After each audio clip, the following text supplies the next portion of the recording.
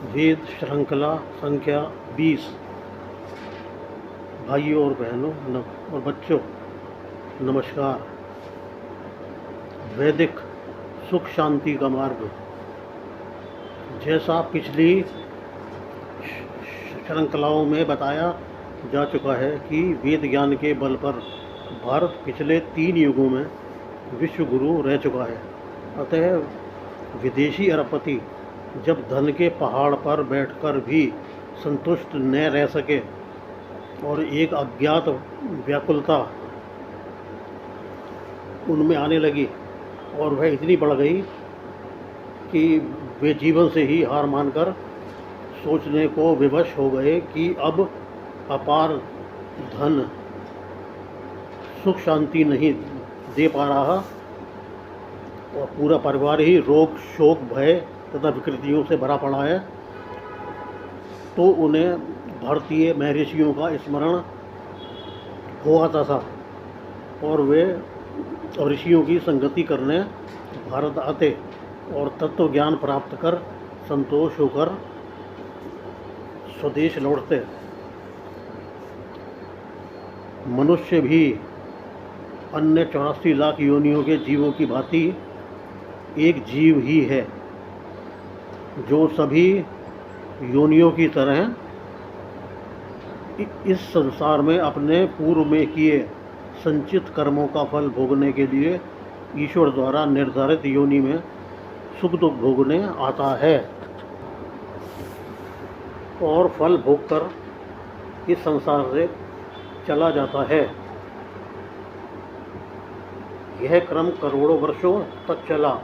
फिर ईश्वर ने मानव योनि का सृजन किया, जिसकी बुद्धि तथा क्षमताएं सभी योनियों के जीवों से बिल्कुल अलग होने के कारण सोचा जा सकता है कि जब ईश्वर ने मनुष्यों की रचना करी तो उसके मन में यह विचार अवश्य ही आया होगा कि संसार में कुछ ऐसे जीव हों जो एक पुत्र की भांति मेरी इच्छाओं को समझें और उसी के अनुरूप संसार में कर्म करके संसार को सुखी बनाएं।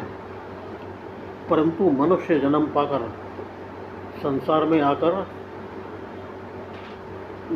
मनुष्य संसार की माया से चकचौंध होकर भ्रमित हो गया और अपने उद्देश्य से भटक गया और दुख पाने लगा। बहुत कम लोग ही ईश्वर की इच्छा पूर्ण कर सके, उन्हीं को सुख शांति प्राप्त हुई।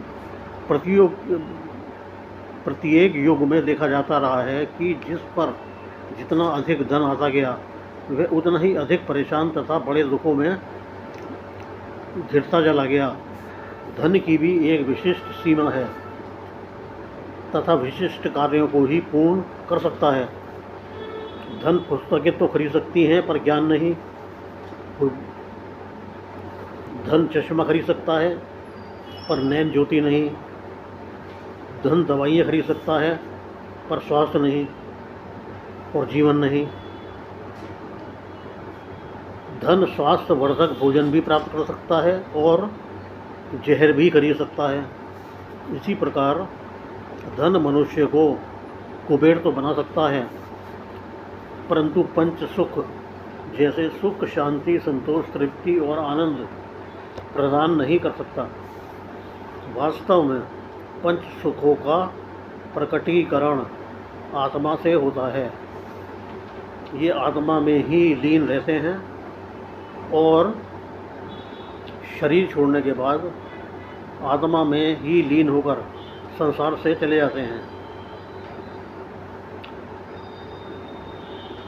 कहा भी और देखा भी जाता है कि पंच सुख झोपड़ी में रहने वाले किसानों या कम आय वर्ग के मनुष्यों को भी मिल जाता है और महलों का राजा भी इन सुखों से वंचित रह जाते हैं और कलेशों तथा राज्य विस्तार की कामना में अशांत और असंतुष्ट जीवन जीकर चले जाते हैं। और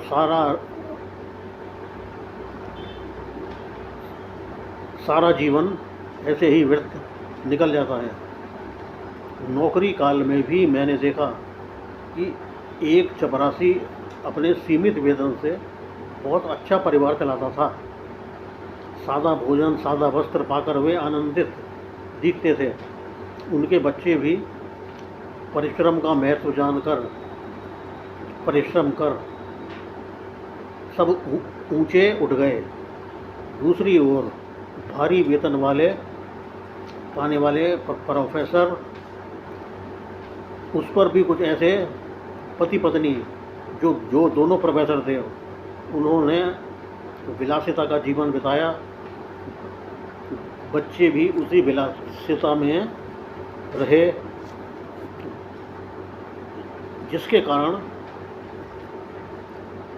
वे प्रोफेसर के पुत्र होकर भी पढ़ नहीं सके और न नौकरी के रहे और न व्यवसाय के, और श्रमिक बनने में उनके आत्मसम्मान को ठेस पहुंचती थी और समाज की हंसी याद आती थी, और वे दुष्कर्मों में फंसकर धन कमाने लगे।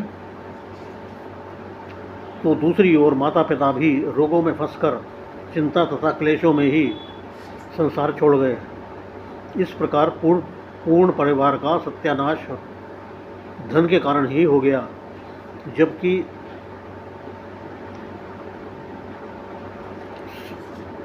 समस्त धन ईमानदारी से कमाया था। तीसरी ओर ऐसे कर्मचारी तथा प्राचार्य आए जो दूसरों को दुख देकर धन खींचते रहे। उनका अंत इतना हृदय विदारक हुआ जो बताना भी उचित नहीं है। बस यही कहा जा सकता है कि हे ईश्वर, ऐसा समय किसी शत्रु पर भी ना आए। उपरोक्त का मतलब यह नहीं कि आप धन न कमाएं, खूब कमाएं और भगवान विष्णु के समान वैभवशाली बने, परंतु किसी भी विद्या या ज्ञान में पारंगत होकर धन कमाएं। पारंगतता ही सदाचार तथा परिश्रम से अपार धन घर में लाता है। फिर उसमें हवस नहीं होनी चाहिए। अपने जीवन तथा सभी संस्कारों को पूर्ण करने के लिए ही धन का संग्रह करें, परंतु आपकी किसी कार्य में पारंगतता फिर भी धन का अंबार लगाना चालू रखे तो उस धन को परोपकार में लगाते रहें। यही सुख शांति तथा मुक्ति मोक्ष का द्वार है। शेष अगले भाग में। जब तक के लिए नमस्कार।